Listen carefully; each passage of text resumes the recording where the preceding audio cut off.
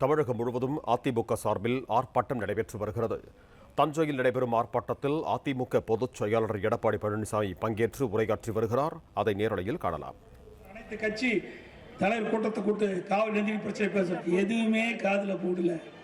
கூட்டணி கட்சி தலைவருக்கே மதிக்காத முதலமைச்சர் இன்றைய முதலமைச்சர் திரு விஜய் அவர்கள் என்பதை இந்த நேரத்தில் தெரிவித்து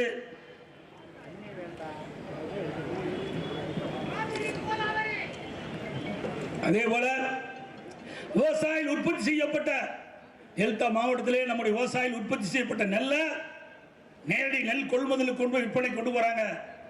ஆனால் கடந்த கால அரசும் சரி இந்த அரசும் சரி உடனுக்குடன் விவசாயிகள் கொண்டு வந்த நெல்லை நேரடி நெல் கொள்முதல் செஞ்சு அவர்களுக்கு உண்டான பணத்தை வழங்குறதில்லை. பல நாட்கள் திறந்த வழியிலே விவசாயிகள் தங்களுடைய விற்பனைக்காக நெல்லை அடுக்கி வைத்திருக்காங்க. மழை பெஞ்சு முளைச்சி வீணாகுது. இப்ப கூட இந்த தமிழக வெற்றி கழகம் ஆட்சிக்கு வந்த பிறகு டெல்டா மாவட்டத்தில் மட்டும் சுமார் 10 லட்சம் நெல் மூட்டைகள் இன்றைக்கு நேரடி நெல் கொள்முதல் நிலையத்தில் அடுக்கி வச்சிருக்குது. அந்த நெல் கிழக்குக்கு கொண்டு போய் அங்கிருந்து அரவை கொண்டு போனா தான் விவசாயிகள் உற்பத்தி செய்யப்பட்ட இன்னும் 10 லட்சம் மூட்டை விவசாய நிலத்தில் விற்பனைக்காக காத்திருக்கிறாங்க. அந்த நெல்லை கொண்டு போய் நேரடி கொள்முதல் விற்பனை செய்ய முடியும். அதையும் இந்த அரசு உடனடியாக செயல்படுத்த வேண்டும். ஏன்னா இந்த அரசுக்கு ஒன்றுமே தெரியாது, விவசாயிகள் பற்றியும் தெரியாது, நேரடி கொள்முதலத்தை பற்றியும் தெரியாது. இங்க ஒரு அமைச்சர் வந்தாரு, பார்த்தாரு, போயிட்டார், அவரோட முடிஞ்சு போச்சு. நேரடி நெல் கொள்முதல் நிலையங்கள் இருக்கின்ற அந்த நெல்லை உடனுக்குடன் அந்த கிடங்கு கொண்டு போகணும். கிடங்குல இருந்து உடனடியாக அரவை ஆலை கொண்டு போகணும். அப்பதான் விவசாயிகள் உற்பத்தி செய்யப்பட்ட அந்த நெல்லை மீண்டும் விற்பனை கொண்டு போக முடியும். அதை உடனடியாக செயல்படுத்த வேண்டும் என்ற இந்த நேரத்தில் கேட்டு, அதே போல இன்றைக்கு குறுவை சாகுபடி செய்து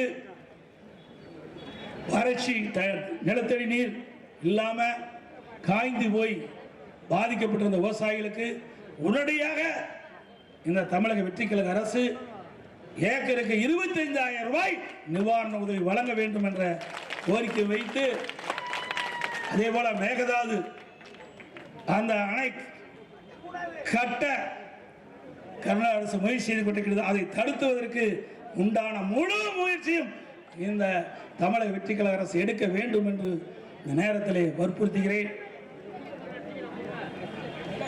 அது மட்டுமல்ல, இப்ப சம்பா சாகுபடி செய்ய வேணும். இந்த சம்பா சாகுபடி செய்வதற்கு இன்றைக்கு அங்க கர்நாடகத்தில் இருக்கிற அணைகள் நிரம்பி விட்டன. இன்னைக்கு உபரி நீர் தான் திறந்து விட்டுருக்கிறான். கபனியில நீர் நிரம்பி போச்சு, தண்ணி தேக்க முடியாது. தண்ணி தேக்கினா அணை உடைஞ்சிரும். அதனாலதான் கபனி அணையில நீர் அணை நிரம்பி அந்த உபரி நீர் தான் மேட்டுக்கு வந்துகிட்டு இருக்குது. நமக்கு மாதந்தோறும் கிடைக்க வேண்டிய நீரை கர்நாடக அரசு திறக்கப்படல.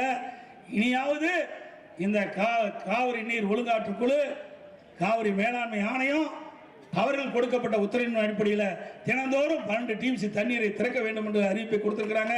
அந்த அறிவிப்பை கர்நாடக அரசு அமுல்படுத்த வேண்டும். அதற்கு மாநில அரசு முழுமையான அழுத்தம் கொடுக்க வேண்டும் என்று இந்த நேரத்தில் தெரிவித்து, அது மட்டுமல்ல, நமக்கு கிடைக்க வேண்டிய ஒவ்வொரு ஜூன் மாதம், ஜூலை மாதம், ஆகஸ்ட் மாதம் நமக்கு கர்நாடக அரசு கர்நாடகத்திலிருந்து கர்நாடக அணையத்திலிருந்து கிடைக்க வேண்டிய நீரை பெறுவதற்கு உண்டான முயற்சி எடுத்தால் தான் நம்ம சம்பா சாகுபடி செய்ய முடியும்.